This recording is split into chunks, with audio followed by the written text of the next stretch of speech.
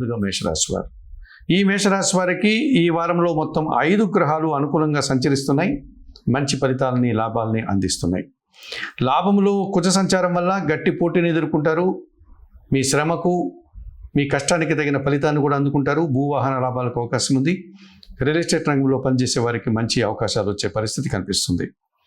లాభంలో బుధ సంచారం ఉంది. జన సహకారము, పోటీ ప్రపంచంలో విజయాలు, వ్యాపారాభివృద్ధి, ఆర్థికాభివృద్ధి బాగుంది. లాభంలో రవి సంచారం వల్ల అధికారుల అండదండలతో అభివృద్ధిని సాధిస్తారు. మీ ఆలోచనలు కలిసి వస్తాయి. మంచి అభివృద్ధిని, నూతన అవకాశాన్ని కూడా అందుకుంటారు. వ్యయములో శుక్ర సంచారం వల్ల మీ మాటలకు విలువ పెరుగుతుంది.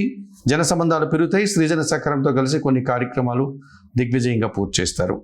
ఈ రాశి వారికి వారంలో బుధ, గురు, శుక్ర, శనివారాలు అనుకూలంగా ఉన్నాయి.